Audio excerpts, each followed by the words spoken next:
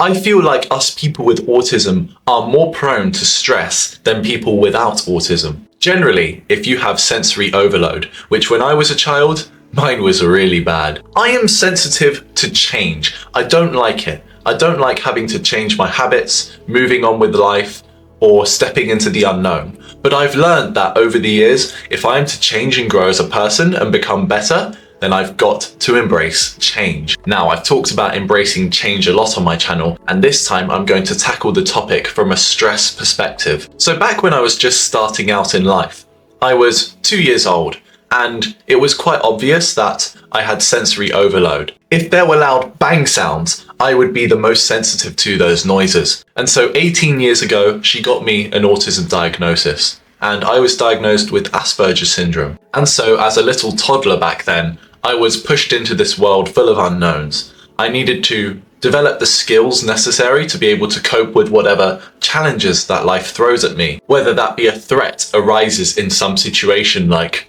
someone's getting aggressive or someone's making a loud noise and shouting. How would I deal with it when I was older?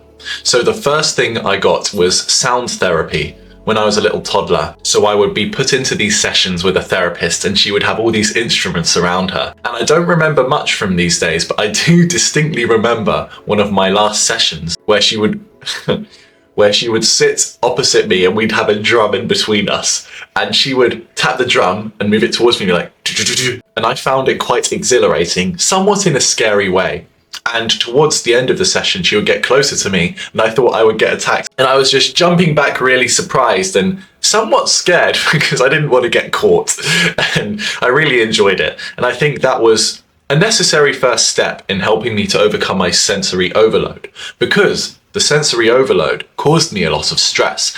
I could not tell what was coming because of my Asperger's syndrome. A key trait of Asperger's syndrome is not knowing some of the social default skills that you must have in life until you are explicitly shown how to handle them. For example, socializing, starting a conversation. Most neurotypical people get this straight away. They just walk up to the person and say, "Hey, how are you?" People with Asperger's syndrome who haven't been exposed to this environment or started the correct training may just stand there and be like, see, they'd be a lot more timid because they have not been equipped with the correct skills to socialize in life. And that's okay, because I see in a lot of people with Asperger's syndrome that they have a remarkable ability to follow instructions to learn a new skill. That's why so many people in the tech world and software engineering and coders have autism. In fact, I believe the founder of the internet, Tim Berners-Lee, may have it. And look at some of the world's most fundamental inventors: Nikola Tesla, Isaac Newton, Albert Einstein. Some of the greatest theorists and inventors of all time were believed to have autism. But what a lot of people with autism have in their skill sets, they will lack in social skills. And that happens a lot in life. So back when I was 16, I had to deal with a particularly stressful situation. For some reason, I really couldn't handle ultimatums with girls I was texting.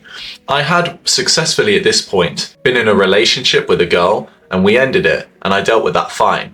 But for some reason, this time when I was 16, something struck me. It felt like I was being punished because this girl that I was texting asked me quite bluntly, "Are you going to take me seriously?" And something about that just made me stress and panic. I was thinking, what the hell do I tell her? And I had a very stressful sleep that night as I thought about what to tell her. So much so to the point where I had a lucid dream. I was literally aware when I was sleeping. I could feel my body, I could feel my neurons and senses and everything. But I couldn't move. It was like I was asleep. And I knew I was asleep, but I couldn't wake up. And that was really scary. I've only ever had that once in my life, and it was because I was thinking about that situation. I stressed out so much that it messed up my sleep in a weird way. I don't know how that happened, and I sure hope that that doesn't happen again. Another example, there was a girl I was dating this summer, and after we went our separate ways, she texted me again a couple weeks later. She wanted me to come round. Now, bear in mind, the last conversation we had is the one where we agreed to have our separate ways. This stressed me out. I thought that in my mind, I don't want to change. Remember, we had just broken up. And so going back to that would trigger my sensory overload again, where I have to embrace change. I don't like uncomfortable change. though I do have to embrace it sometimes. But this type of change, getting back with your ex, is a very unpleasant form of change. And so I panicked and stressed for a few minutes, but I noticed that to get my weight off my shoulders, I just had to say, no, I'm not coming around. We broke up. Simple. I say it's simple, in execution it is, but in your mind it really hurts because she's pulling at your heartstrings. She wants you to come back. But I made it clear that that's not what I'm all about. Luckily, I have very good logical thinking skills and I applied it to this relationship. I thought, let's compile a list of what happens if I get back with her or if I don't. If I get back with her, I will not feel as into her as I was before because I have been moving on, and therefore she could sense that too, and therefore we would have a mediocre relationship where we're not happy with each other. And I thought, well, obviously I'm not going to do that. If I don't go round to hers, I will continue to successfully move on with my life, do the things that I want to, earn the money tomorrow because I had a job that next morning, and continue with my life in a positive way. Of course, the right choice is to not go over and re-spark this whole get back with your ex fiasco. I don't want that in my life. I'm a man with a duty and a purpose. I do not need that stress in my life. Let's get that out of here. So the lesson you can learn here is that if you're feeling stressed and you have good logical thinking skills, apply the logical thinking skills to your situation. And I found out that I, and perhaps a lot of other people out there with autism, are not very good at the emotional side. We get too caught up in these things, too worked up. It could be because of our sensory overload to love.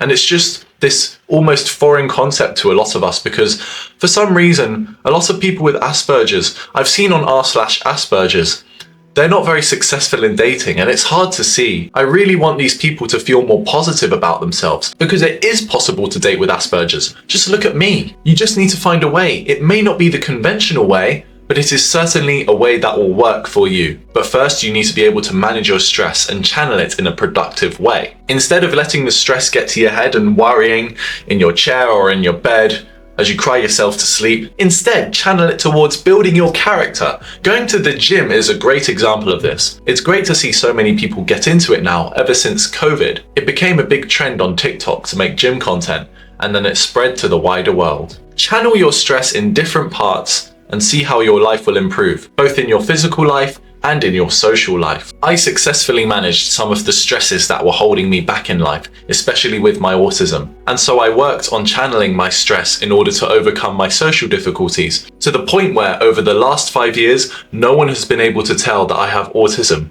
and therefore hasn't judged me for it in social situations. And so now that I am not being judged so much anymore in this manner, I am offering personal help to other people with autism who want to overcome their social difficulties in a similar manner and make their social life a lot better. If you want my help, please click the link in the description and I'll see you in there. So overall, you need to channel your stress in a way that is beneficial for your life. You can't let it get to your head too badly. You need to embrace change, the positive kind of change, not the negative kind of change where you go back to your old ways. For example, your ex-girlfriend or your ex-friends. You may need to think about and meditate on these thoughts that are holding you back in order to overcome your sensory overload and manage your stress 10 times better. I hope that helped you today. Thank you so much for listening. Take care, and I'll see you in the next video.